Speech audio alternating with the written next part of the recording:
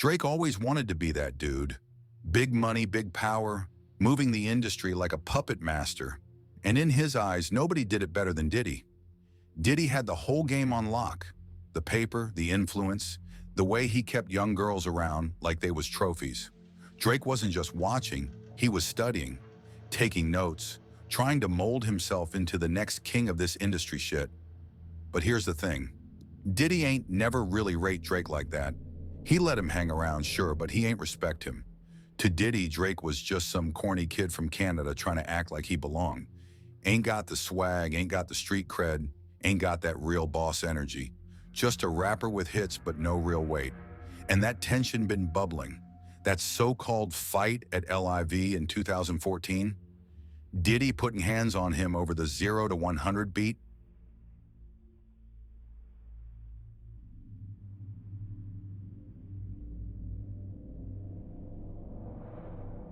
Maybe Diddy ain't respect him, but he damn sure learned from him, especially when it came to women. The way Diddy always had young, impressionable girls around him, keeping him close, keeping him in check. Look at Drake now, running the same exact game. Drake wanted to be Diddy so bad, and in all the worst ways, he became him. Started from the bottom, now we're here. Before Drake was Champagne Papi, before the memes, before the Billboard records, before the beefs, he was just another artist trying to break into a business that wasn't built for soft voices and vulnerability. Rap was still a battlefield, and Drake, he was an anomaly. A crooning, emotional kid from Toronto, best known for acting, who was trying to convince the world that he was cut from the same cloth as the greats. And that's where Diddy came in. Diddy has always been a kingmaker. A cosign from him wasn't just validation, it was a golden ticket, a cheat code into the upper echelons of the game. So when Diddy extended a hand to Drake in the late 2000s, it was more than just a handshake. It was an initiation. Drake soaked it up. He studied the power players. He learned the industry moves. He watched and he waited. But here's the thing about learning from a master manipulator. You start picking up some of their tricks, and one day you start thinking you don't need them anymore. That's when things get dangerous. The industry been new. Diddy always had a thing for young, impressionable women. That's not news. The whisper's been loud for decades, but when you got power like him, people look the other way. And Drake?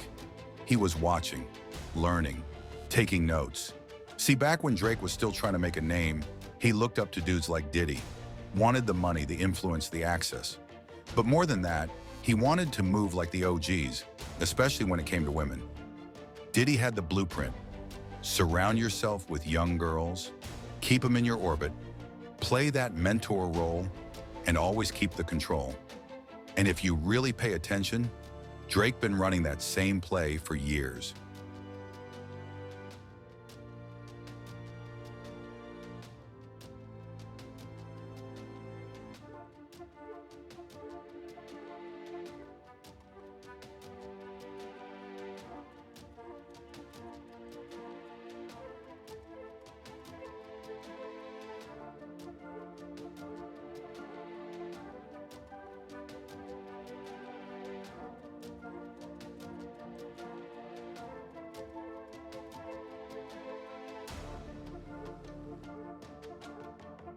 Diddy always kept himself in rooms where young women were around, whether they were artists, models, or just the ones caught up in the industry lifestyle.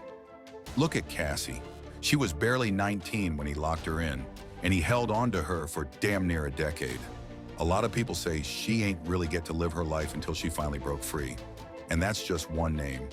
There's been other young girls caught up in his world, but the industry got a way of bearing stories when the right people don't want them out. Diddy wasn't just about dating younger women, though. It was about power. When you're dealing with someone who's young, still trying to figure life out, it's easier to mold them, easier to control them. That's what he was on. And Drake, he peeped game. Drake always idolized the way Diddy moved, the way he had people wrapped around his finger, the way he made sure the women in his world were always young, always impressionable, always under his influence. Look at Drake's history. Millie Bobby Brown was 14, talking about how Drake would text her advice about boys. Why a grown man in his 30s texting a teenager like that? The Georgia high schooler he was seen having dinner with in 2016, she was 16 and he was pushing 30. Bella Harris, the model who was just 18 when rumors started swirling about her and Drake. Yora Smith, who was 19 when Drake was flying her out, putting her on his album and mentoring her. It ain't just bad optics, it's a pattern. And it's the same pattern we saw with Diddy. Find him young, show him the lifestyle, keep him close, and always keep that power dynamic in your favor. The ghostwriting allegations were the real dagger to his credibility. Hip-hop is built on authenticity, on proving your pen. And when Quentin Miller's reference tracks leaked, it gave ammo to every critic who ever said Drake was more actor than rapper. Diddy? He didn't need to say much. The industry took care of the rest. The whispers got louder. The respect that Drake had been fighting for since day one started slipping through his fingers. And that's when Meek Mill, whether on his own or encouraged by the industry's unseen forces, decided to take a shot. Drake survived the Meek beef. Barely. He came out with Back to Back, an undeniable hit. But here's what people don't talk about. Meek didn't have the weight behind him. Not like Diddy, not like the old guard who had been waiting for a reason to remind Drake that he wasn't bulletproof. Because here's the truth. No matter how many times Drake won, there was always a ceiling. Always a reminder that no matter how high he climbed, he wasn't fully accepted. And maybe, just maybe, Diddy helped make sure he never would be. 0 to 100 wasn't just any song. It became one of Drake's biggest anthems, further solidifying his dominance in the rap game. But that beat, it wasn't originally his.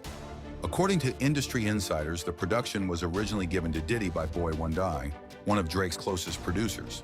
In hip-hop, beats circulate. Producers send out instrumentals to multiple artists, but there's an unwritten rule. If an artist calls dibs or starts working on it, you don't just take it. Diddy, a mogul with decades of industry experience, reportedly had the beat in his possession, but hadn't done anything with it yet. Drake, on the other hand, saw an opportunity, took the beat, and turned it into 0 to 100, a song that became a massive hit in 2014. To Diddy, this was a blatant act of disrespect. Not only had Drake taken something that was intended for him, but he had also released it without any acknowledgement or deference to the man who, in his eyes, had paved the way for artists like him. The simmering tension exploded in December 2014 at LIV nightclub in Miami, one of the most exclusive spots in the city. Both Diddy and Drake were in attendance, and that's when the confrontation happened. Accounts of the altercation vary, but the widely accepted version is that Diddy approached Drake and without much warning struck him. Some say it was a quick slap, a reminder of the respect Drake had yet to earn. Others claim it was hard enough to leave Drake with a dislocated shoulder, leading to a brief hospitalization. Regardless of the specifics, the message was clear. Drake had overstepped, and Diddy wasn't going to let it slide. Diddy has always been a puppet master. He doesn't just move in the industry, he shapes it. And the way he played Drake? Classic Diddy. Keep him close, feed him enough to stay valuable, but never let him forget who really runs things. That's why, even after the Miami incident, even after all the tension, they were still seen together, smiling, laughing, playing the game. But make no mistake, there was no love, just strategy. Diddy wasn't going to let Drake climb past a certain point without paying his dues. And maybe that's why, despite all of Drake's success, he still doesn't have that untouchable respect that comes with being a true hip-hop legend. He's got the hits, the sales, the numbers. But does he have the crown? Diddy made sure that the answer was always no.